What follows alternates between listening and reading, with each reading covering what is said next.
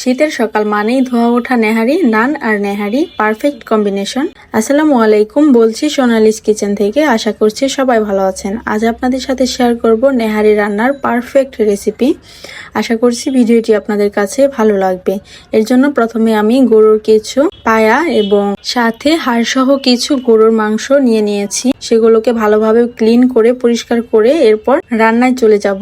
নেহারি রান্নার ক্ষেত্রে একটা বিষয় সবসময় সতর্ক থাকতে হবে, সেটা হচ্ছে নেহারি কিন্তু ধীরে ধীরে রান্না করলে এর স্বাদ এবং টেস্ট অনেক গুণ বেড়ে যায়। এর জন্য আমিও চেষ্টা করেছি ধীরে ধীরে রান্না করার। এখন আমি প্রেসার কুকারে দিয়ে ভালোভাবে মাংসটাকে নরম করে নিব। এখন দিয়ে দিব মশলা। প্রথমে অ্যাড করছি আদা রসুনের পেস্ট 2 চামচ পরিমাণ। স্বাদ মতো লবণ দিয়ে নিচ্ছি।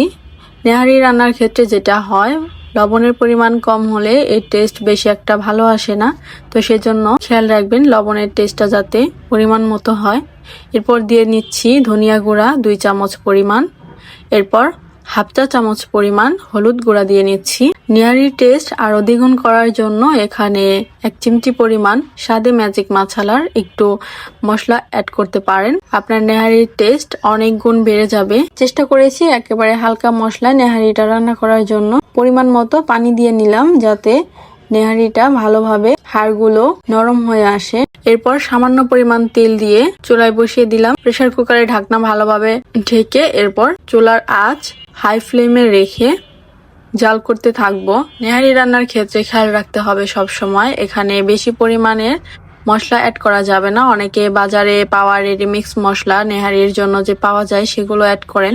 আমার কাছে মনে হয় ঘরোয়া এই হালকা মশলাগুলো ব্যবহার করলে নেহারির টেস্ট অনেক বেশি সুস্বাদু হয়। আপনারা চাইলে বাসায় একবার হলেও ট্রাই করে দেখতে পারেন। এইভাবে রান্না করলে খাবারের টেস্ট অনেক ভালো আসবে।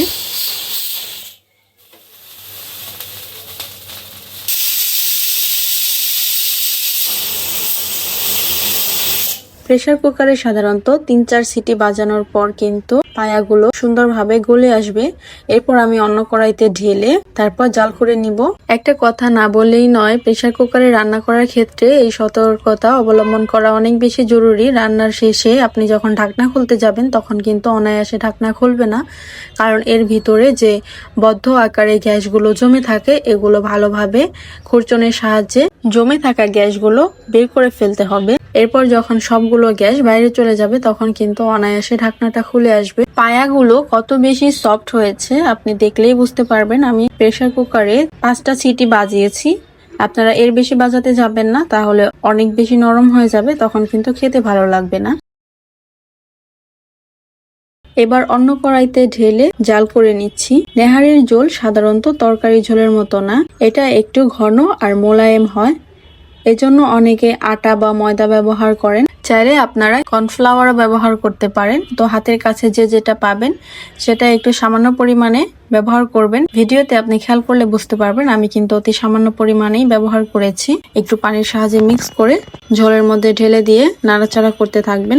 এরপর দিয়ে দিব কিছু টমেটো কুচি। এই টমেটো কুচিটা নেহারিতে অ্যাড করার পর এর টেস্ট এত বেশি ভালো আসবে, আপনি যখন ট্রাই করবেন তখনই বুঝতে পারবেন। রান্নাটা প্রায় শেষের দিকে, এর জন্য অন্য কড়াইতে বাগার বসিয়ে দিয়েছি। প্রথমে একটু তেল দিয়ে এর সাথে কিছু আদা কুচি, রসুন কুচি এবং পেঁয়াজ কুচি দিয়ে ভালোভাবে ব্রাউনিশ কালার করে ভাজা ভাজা করে নিব। এরপর নেহারির উপর ঢেলে দিব। সুঘ্রাণ ছড়ানোর জন্য কিছু আস্ত কাঁচামরিচ দিয়ে দিব। সেই সাথে দিয়ে দিব কিছু ধনিয়া কুচি।